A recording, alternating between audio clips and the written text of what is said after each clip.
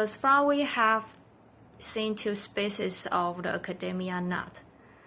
The first to a danger to education and society in general. The second a danger only to himself. One feared and to be feared. The other loved and to be loved.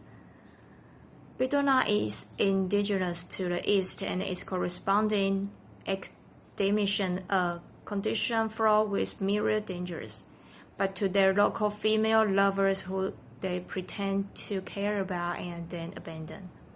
First the plant, then the practitioner.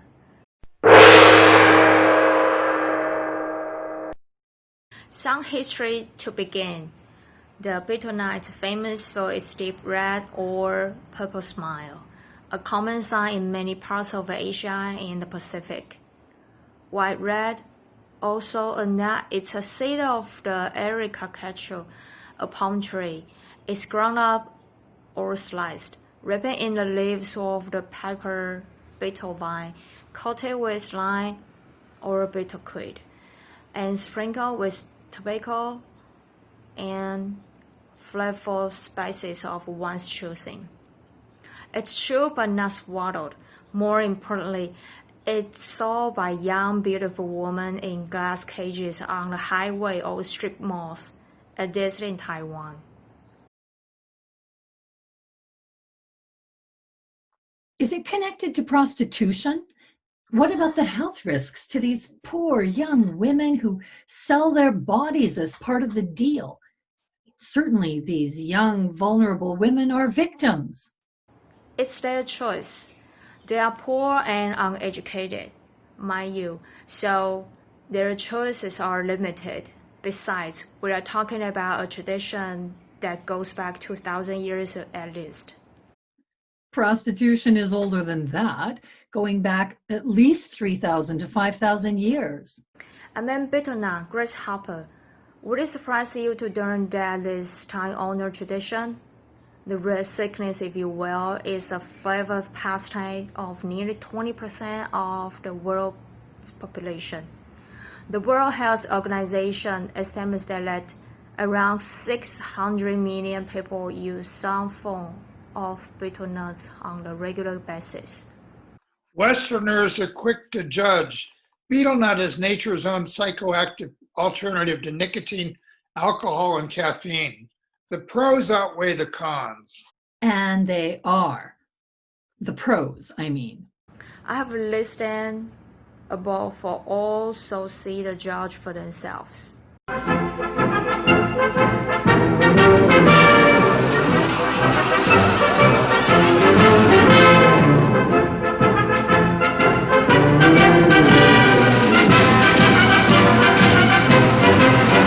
Okay, except for the third bullet point. Are you kidding? It turns your teeth permanently red or even black. The American Society for Clinical Nutrition has connected it to an increased risk of cardiovascular disease, metabolic syndrome, and obesity. Add to this, the U.S. Food and Drug Administration, which has placed betel nut on its poisonous plants database and lists the following medical conditions aside from bad teeth. When you're chewing on life's gristle, don't grumble, give a whistle. And this'll help things turn out for the best. Oh, please. The latter is social, not medical, a factor of dry mouth and gum disease at best. In Taipei, anyone now caught spitting betel nut juice in the streets or in public is charged and forced to attend withdrawal classes. We're going about this the wrong way. First, we need the alleged academia nut, and then I do the taxonomy, not you. You should thank us. We are saving you the trouble. Fair enough, but I want real people, foreign academics who qualify as true betel nuts. From what you've said, they ought to be a threat to women, stalkers, Johns to be blunt, and that's only the half of it. Their appearance and personal hygiene, or lack thereof, are twin evils. In addition to running at the mouth, a common academic malady having something or nothing to do with betel nut per se, They are likely to be overweight and or sickly as a rule. No woman would ever want to be with such a man unless he was paying for it. It's a high bar, or a low one, depending how you see it. May I interrupt and take it from here, Madam Betelnut? We're listening. I'll take the symptoms of the academic Betelnut case separately, if that's all right, starting with oral submucous fibrosis. I hasten to add that misogyny is common to all three cases I bring to the table for your consideration. We can accept that. Surely no single case can claim to exhibit the full spectrum. I never said that. However, in the interest of time, let me be as concise and surgical as possible. If it helps, they are all Irish, albeit of different stripes. I object. You must be kidding. Actually, I was kidding. A little humor seemed in order. Meet Brian.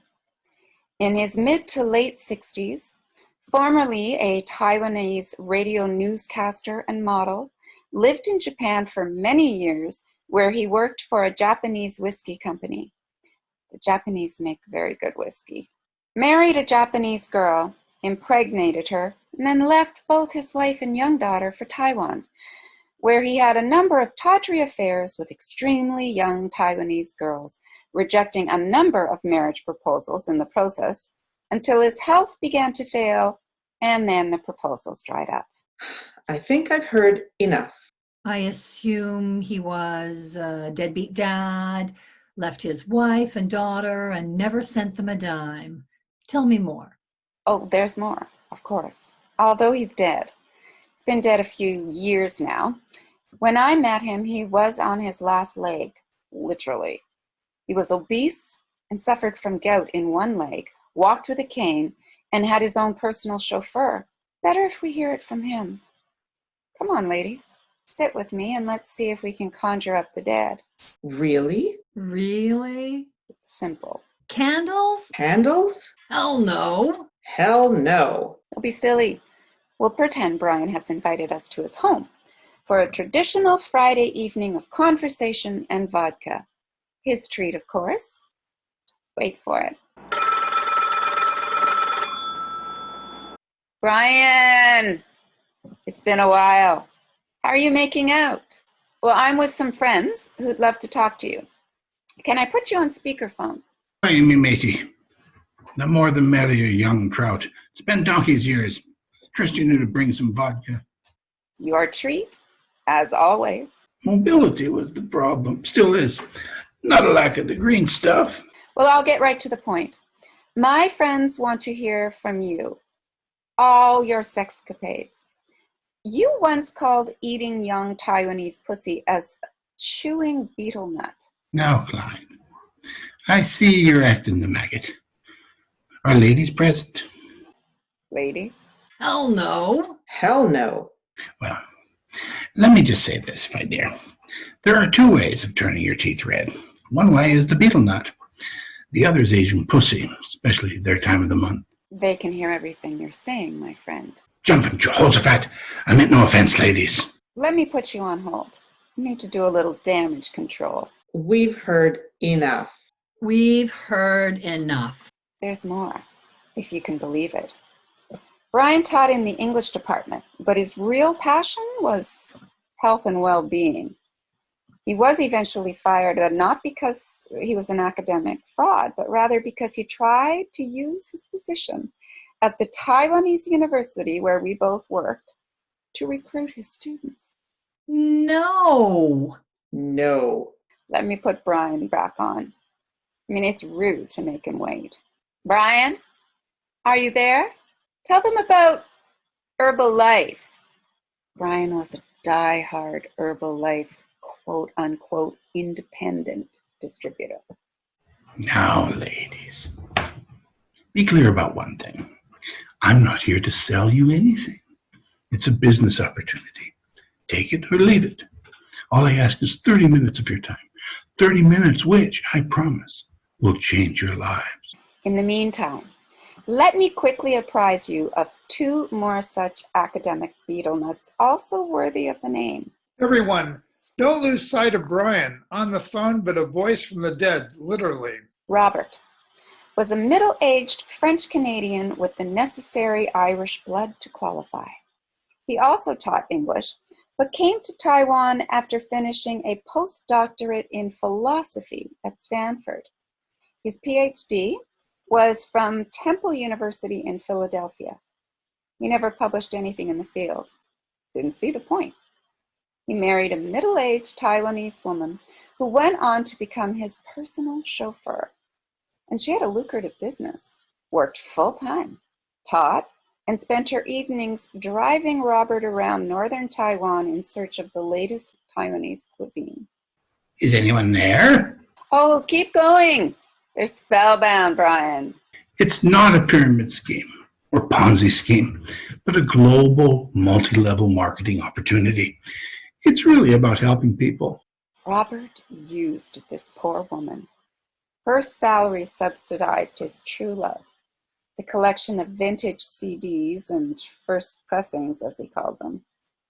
His time was spent not doing scholarship, but drinking only the finest single malt scotch his Taiwanese wife's money could buy. His taste, as fine French wine, was a financial burden. The woman bought him a house, mostly so he had the space to house his entire record collection and stereo system. That stereo took up the entire living room. Poor Jean.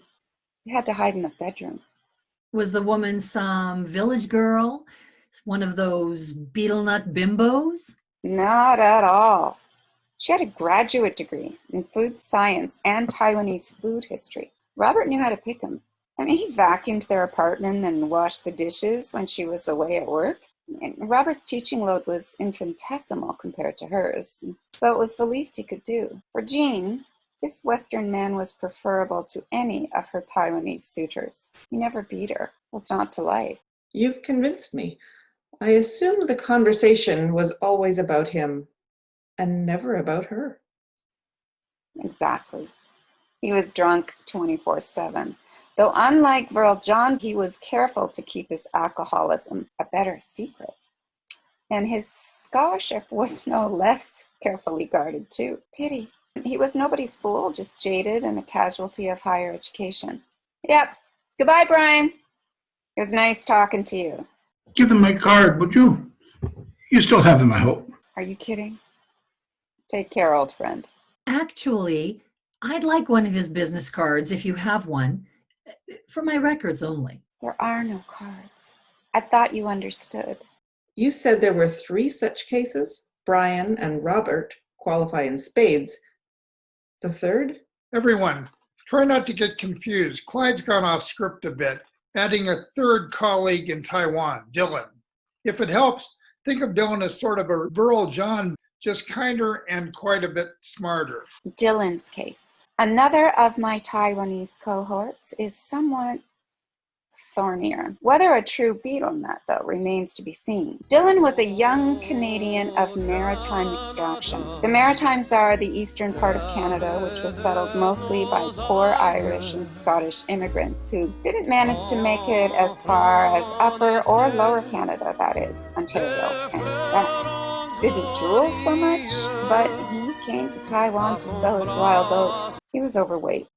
So obesity was his sole qualification for entrance into the ranks of the academic betel nut? No Western woman would have looked at him twice, although he wasn't ugly. Still, he understood that his romantic options increased exponentially the farther east he traveled. Oh, don't forget misogyny. His chewing of the betel nut was a factor of his appearance and hatred of women. When I knew Dylan, he began a sexual relationship with a student, and the department seemed fine about it, probably because they assumed he would follow in Robert's footsteps and make an honest woman out of the girl. Eventually.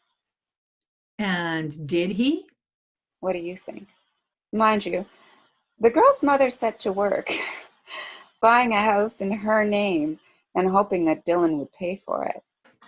Smart. Well, it scared him off, which may have been the plan. Dylan eventually returned to Canada to finish his studies and get a PhD. Who knows? He may have reformed and chosen to become a real academic and thus abandon his erstwhile betel nut addiction. I hope so.